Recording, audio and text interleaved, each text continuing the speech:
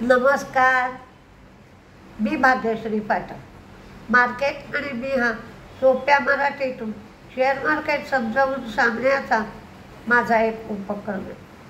13 आणि 14 जुलैला मी कोर्स ठेवला आहे. हा कोर्स ठाण्याला आहे, ऑफलाईन आहे, स्टेशनजवळ आहे.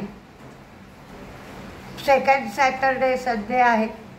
सकाळी 9 ते 12, दुपारी 1 ते 4 असा 6 तास शनिवारी, 6 तास रविवारी कोर्स घेतला जाईल. या कोर्समध्ये फंडामेंटल आणि टेक्निकल दोन्हीही गोष्टी शिकवल्या जाते. ज्याला कोणाला कोर्सची चौकशी करायची असेल त्यांच्यासाठी मोबाईल नंबर 9699615507 9699615507 या नंबरवर तुम्ही चौकशी करू शकता. आता व्हिडिओकडे वळूया. आज बॉन्ड यील्ड 4.34 आहे, क्रूड 84.88 आहे, तर डॉलर इंडेक्स 106.7 आहे. फॉरेन इन्व्हेस्टर्सची 3,535 कोटीची विक्री आहे, तर डोमेस्टिक इन्व्हेस्टर्सची 5,504 कोटीची खरेदी आहे. अमेरिकेमधला नव्या घरांचा डेटा आलाय, तो 11.3% कमी आला. फेडेक्सचा शेअर 16% वाढला. जपानची करन्सी येन ही घसरली आहे. डॉलर बरोबर तुलना करता 160 येन एका डॉलरसाठी द्यावे लागते.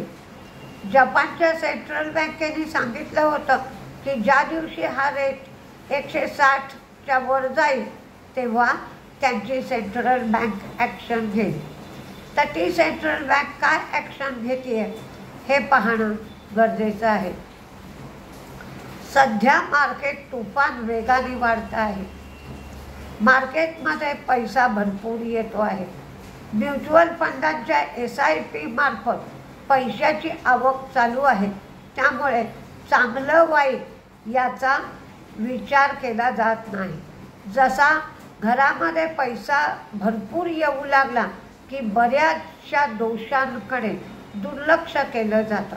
एखादी गोष्ट फुटली, तुटली, नीट वापरली गेली नाही, ठीक आहे, कशाला कटकट करता, त्याला आपण दुसरी आणून देऊ. किंवा एखाद वेळेला अभ्यास केला गेला नाही, मार्क कमी मिळाले तरीसुद्धा घेऊया ॲडमिशन, काय लागतील ते पैसे भरून. अशा ज्या गोष्टी सगळ्या होतात त्यामध्ये चांगलं वाईट फारसं लक्ष दिलं जात नाही. तेच सध्या मार्केटमध्ये चालू आहे. एखाद्याने सांगितलं की वेळेवर प्रॉफिट बुकिंग करा आणि प्रॉफिट बुकिंग केल्यानंतर शेअर 25 रुपये वाढला, तर बघा त्यांना काय कळत आहे, मी काल विकलं आणि 25 रुपयांनी शेअर वाढला. पण ही सावधगिरीची भूमिका आहे. फुगा वाढून वाढून किती वाढणार याचाही विचार करणं गरजेचं आहे. त्यामुळे मी जो शेअर घेतोय तो कितपत मला महाग पडतोय, काय होत आहे याचा प्रत्येकाने विचार केला पाहिजे. ॲक्विजिशनच्या बाबतीतही हाच विचार आहे. डॉक्टर रेड्डीजने पण ॲक्विजिशन केलं आहे, PI इंडस्ट्रीने पण ॲक्विजिशन केलं आहे. पण जेव्हा आपण समजा घरं घेतो, दोघांनी घरं घेतलेली आहे, तर पण ते घर घेतल्यानंतर त्याच्या डागडुजीसाठी किती पैसे घालायला लागणार आहेत याचा विचार घराच्या किंमत देताना आपण करतो. तसंच जे रिपोर्ट्स या ॲक्विजिशनच्या संदर्भात येत आहेत, तर डॉक्टर रेड्डीजला बरीच रक्कम इन्व्हेस्ट करावी लागणार आहे असं सांगितलं जात आहे. त्या मानाने PI इंडस्ट्रीजचं ॲक्विजिशन चांगलं आहे. अशा पद्धतीने ॲक्विजिशनचा अभ्यास केला जातो. त्याचबरोबर सध्या प्रमोटर्सचा स्टेक विकणं हे बरंच चालू आहे. पूर्वी प्रमोटर्सनी शेअर विकले की त्या शेअरमध्ये मंदी येत असेल, कारण कंपनीबद्दल कोणाला जास्त माहिती असणार तर प्रमोटरलाच. मग प्रमोटर का बाबा विकतोय याचा शोध घेतला जात असे. हल्ली असं घडत नाही. तर प्रमोटरनी शेअर विकलेत तर ते कुणी घेतलेत शेअर, म्हणजे मजबूत हातात ते शेअर गेलेत का असं पाहिलं जातं. थोडा वेळ शेअर पडतो आणि नंतर पुन्हा त्या शेअरमध्ये खरेदी येते. हे एक मार्केटमध्ये तेजी आहे किंवा बुल रन आहे याचं साईन आहे. आज आयनॉक्स ग्रीनमध्ये 1050 कोटींचे प्रेफरन्स शेअर्स आणि वॉरंट्स इश्यू करून ते पैसे गोळा करणार आहे. हे वॉरंट्स आणि शेअर्स 2.89 कोटी एवढे इश्यू केले जाते. व्होडाफोनने 50 मेगाहर्ट्झ एवढा स्पेक्ट्रम 11 सर्कलसाठी घेतला आहे. त्याच्यासाठी 3,510 कोटी रुपये खर्च केले आहे. आर्चेन केमिकल 1.2 कोटी शेअर्स किंवा 10.13% स्टेक विकला जाणार आहे. 818.7 कोटी रुपये यातून मिळतील आणि फ्लोअर प्राईस 655 रुपये एवढी आहे. CSB कॅथॉलिक सिरियन बँक याच्यामध्ये 9.72% स्टेक FIH मॉरिशस विकणार आहे. त्यांच्याकडे 40% स्टेक आहे. यातून 594.5 कोटी रुपये मिळतील. 352 रुपये 40 पैसे अशी प्राईस आहे. PI इंडस्ट्री UKच्या ॲग्रिकल्चर बायोलॉजिकल इनपुट कंपनीमधला सर्व शेअर कॅपिटल घेतलं जाणार आहे. यासाठी 32.78 मिलियन पाउंड्स खर्च येईल. डॉक्टर रेड्डीज निकोटिनेल आणि त्यांचा पूर्णच्या पूर्ण पोर्टफोलिओ हे घेणार आहेत. यामुळे ग्लोबल कन्झ्युमर हेल्थ केअरचा व्यवसाय त्यांचा वाढू शकेल. इंडिया सिमेंट ही ऑगस्ट सिरीज नंतर FNOमधून बाहेर पडेल. JSW एनर्जी 1325 मेगावॅटसाठी विंड आणि सोलर प्रोजेक्टच्या संदर्भात पॉवर परचेस ॲग्रीमेंट त्यांनी केलं आहे. RVNL सदर्न रेल्वेकडून 156.47 कोटीच्या प्रोजेक्टसाठी त्यांना LOA मिळालं आहे. सुप्रीम इंडस्ट्री 50 कोटी रुपयाचे 10 kgचे कंपोजिट सिलेंडर सप्लाय करायला IOC कडून LOA मिळाला. KEC इंटरनॅशनल T&D आणि केबल बिझनेसला 1025 कोटीच्या नवीन ऑर्डर मिळाल्या. ITD सिमेंटेशन 1082 कोटींचं नवीन मरीन कॉन्ट्रॅक्ट मिळालं. रामकी इन्फ्रा 131.2 कोटींचं प्रोजेक्ट पॉवर ग्रीड करून मिळालं. SJVN AM ammonia private limited बरोबर त्यांनी MOU साईन केलं. ग्रीन अमोनिया प्लांटला रिन्युएबल एनर्जी गरजेनुसार लॉंग टर्म बेसिसवर त्यांना पुरवायची आहे. आज कुठले शेअर तेजीत राहतील, कुठले शेअर मंदीत राहतील ते पाहूया.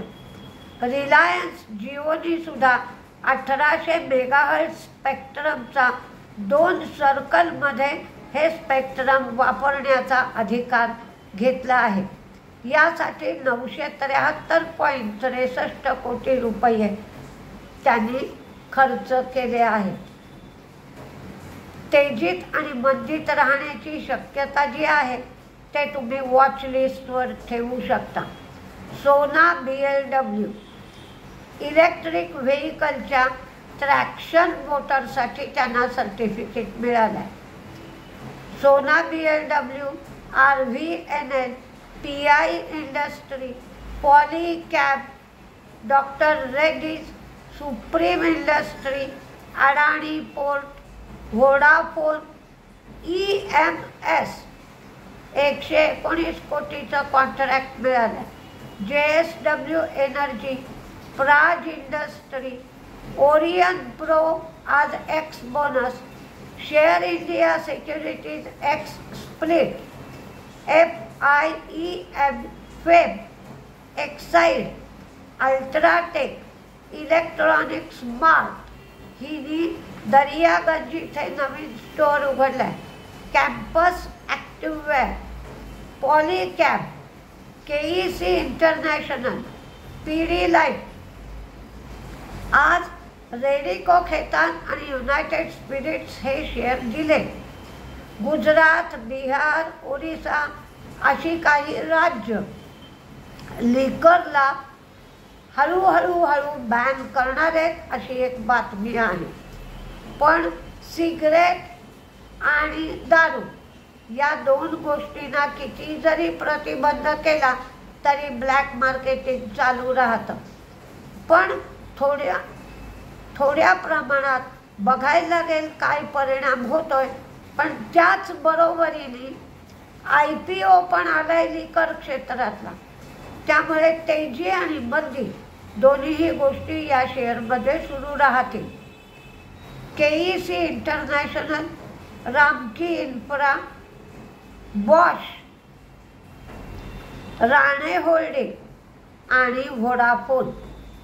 मंदीमध्ये ॲपल, टिटाघर दोघांच्या प्रमोटर्सनी विक्री केली आहे म्हणून सिप्ला, आर्चेन केमिकल आणि DLF म्हणजे टिटाघर, सिप्ला, ॲपल, आर्चेन केमिकल, DLF याच्यामध्ये मंदी राहण्याची शक्यता आहे. तरी पण जपानकडे लक्ष द्यावं लागेल. 160 येनच्या वरती एका डॉलरला येन द्यावे लागतील. तर जपान गव्हर्नमेंट काय, जपानची सेंट्रल बँक काय करते हे पाहावं लागेल. त्यावर एशिया अवलंबून राहील, एशियन मार्केट्स, आणि आपलंही मार्केट त्यावर अवलंबून राहील. कारण जग जवळ आल्यामुळं प्रत्येक गोष्टीचा परिणाम होताना आपल्याला पाहायला मिळतो. तर माझं सांगणं असं आहे की एक समजा उद्या परवा भाव वाढला तर तेवढं म्हणजे प्रॉफिटचा लॉस होईल, पण टोटल लॉस होणार नाही. थोड्या प्रमाणात प्रॉफिट बुकिंग करत जावं. नाहीतर एक मेथड आहे की जे शेअर वाढले त्या शेअरमध्ये प्रॉफिट बुकिंग करावं आणि जे शेअर वाढले नाही आहेत त्या शेअरमध्ये घुसावं. यामध्ये डबल ब्रोकरेज जातं. एकदा विकण्यासाठीचं जातं, एकदा खरेदी करण्यासाठीचं जातं, पण थोडा सुरक्षितपणा येतो. त्याचबरोबर पाऊस कमी पडला आहे म्हणून वॉटर ट्रीटमेंट करणाऱ्या ज्या कंपन्या आहेत त्या कंपन्यांकडे तुम्हाला लक्ष देता येईल. आणि काल मी सांगितलं आहे तसं बजेटमध्ये टेक्स्टाईलच्या संदर्भात PLI स्कीम येण्याची शक्यता आहे. तर जेव्हा मार्केट पडेल तेव्हा टेक्स्टाईलचे थोडे शेअर आपण घेत राहिलो 1 महिन्या 1.5 महिन्यासाठी तर फायदा मिळू शकतो. बघा तुम्हाला कसं पटेल तसं. मार्गदर्शन करणं माझं काम आहे, पण निर्णय घेणं हे पूर्णपणे तुमच्या हातात आहे. आणि त्या निर्णयामुळे होणारा फायदा किंवा तोटा तोही तुमचाच असेल. तुम्हीच श्रेयाचे वाटेकरी आहात, मी नव्हे. हे लक्षात ठेवा आणि त्याप्रमाणे ट्रेड करा. नमस्ते.